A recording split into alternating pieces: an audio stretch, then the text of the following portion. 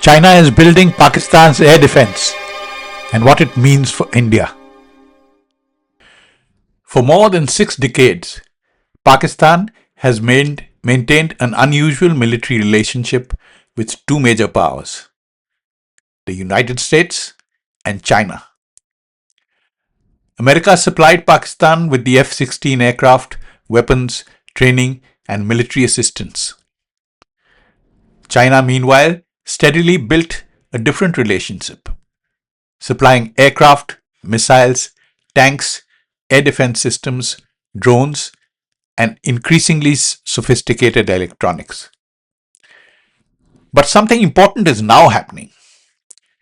The relationship is moving from one of simply buying Chinese weapons to something much deeper. Is China becoming Pakistan's principal military equipment provider? And is it now the beginning of a change in the military balance in South Asia? On the 21st of August 2026, during Chinese Foreign Minister Wang Li's visit to Islamabad, Pakistan once again publicly reaffirmed its all-weather strategic partnership with China. At the same time, reports emerged of increased Chinese and Turkish military transport activity involving Pakistan. The larger trend is now beyond dispute. China has become Pakistan's principal source of new military technology. And that is much more important than any single weapons package they could have been given. There's also been extensive reporting about a major Chinese offer to Pakistan involving advanced combat aircraft, airborne early warning aircraft, and sophisticated air defense systems. Pakistan already operates the Chinese J-10C and the jointly developed JF-17. The JF-17 is particularly significant because it demonstrates that China is no longer simply delivering aircraft to Pakistan. The two countries have developed a production relationship in which Pakistan manufactures the aircraft domestically with Chinese assistance. Now comes the possibility of the J-35, the Chinese fifth-generation stealth fighter. If the reported J-35 program proceeds on the scale discussed, Pakistan will be one of the very few countries outside China to operate a Chinese fifth-generation combat aircraft. But the fighter itself is not the most important part. China is therefore helping Pakistan build not only an inventory of weapons, but many of the components of the integrated military architecture. And the transformation extends to the sea. Pakistan has acquired Chinese-built Type 054 AP frigates and is now receiving the Hangor-class submarines. The Hangor program is particularly significant because it includes construction and technology cooperation inside Pakistan. Once again, we see the same pattern: purchase, technology transfer, local production, long-term dependence. This is a much more powerful form of military relationship than simply buying weapons. There is also a geographical distinction. China relationships with Pakistan extend from Xinjiang through the China-Pakistan Economic Corridor to the Arabian Sea. Gwadar is particularly important. I would not describe Gwadar as a Chinese naval base, but would go beyond the evidence. But its location gives China a strategically valuable relationship, major port on the Arabian Sea, close to the approaches of the Persian Gulf. This gives China-Pakistan relationship an important maritime dimension. Now let's have a look at the United States. Is America being pushed completely out of Pakistan? I don't think so. Pakistan still has reasons to maintain relationships with Washington. The United States still possesses diplomatic, economic, and counterterrorism influence. Pakistan also continues to operate American origin equipment like the F 16. But there is a fundamental change. Pakistan no longer needs America in the same way that it did 20 to 30 years ago for the development of military capability. China can now provide Pakistan with fighters, missiles, drones, air defense systems, electronics, training, and increasingly sophisticated military technology.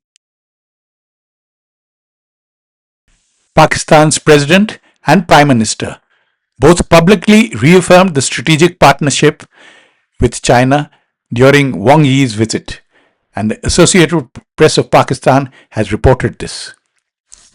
For India, I would not describe this as an immediate revolution in the military balance.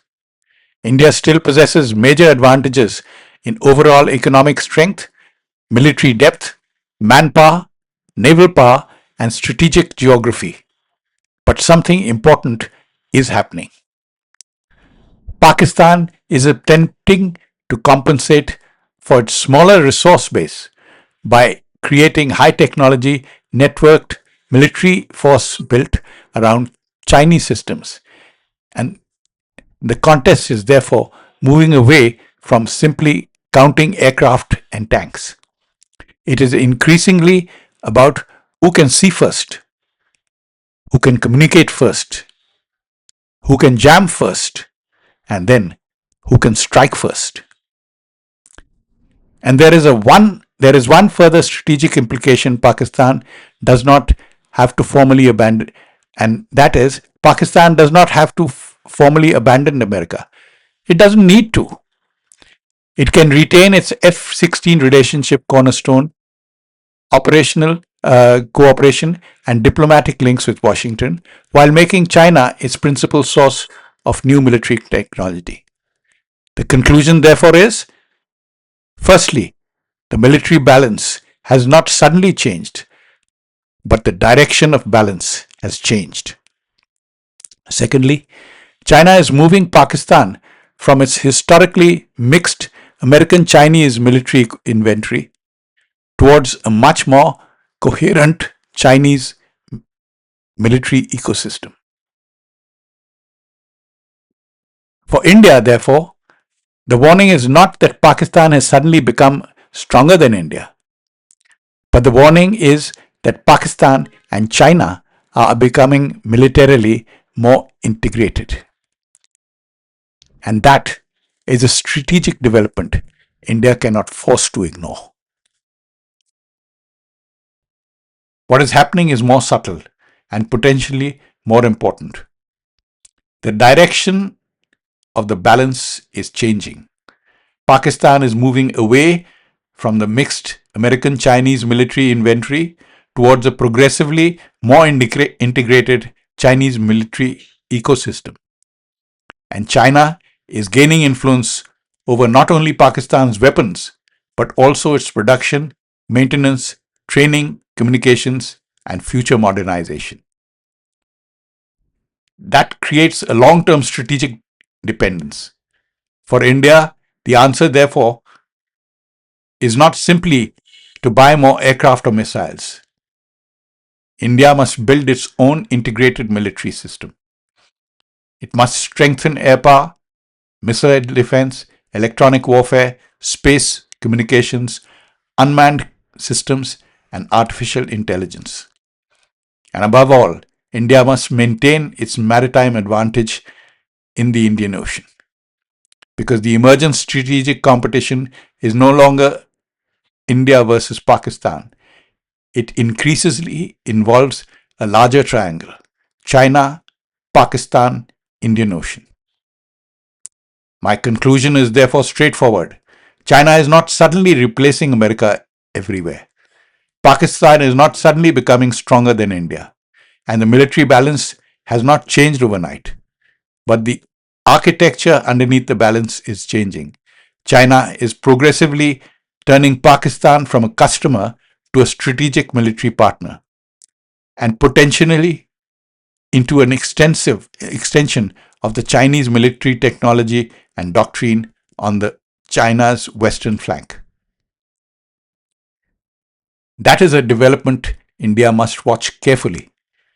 Because the real question is no longer what weapons has China given Pakistan. The real question is how much of Pakistan's future military capability will depend on China.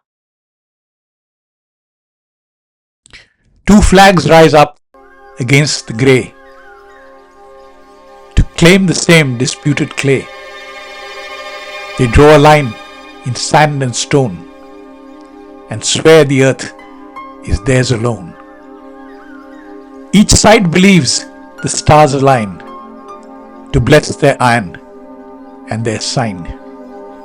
They count the cost in steel and breath and trade tomorrow's life for death.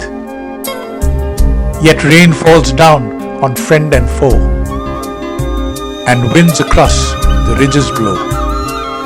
They do not ask which flag is true when washing fields of red and blue.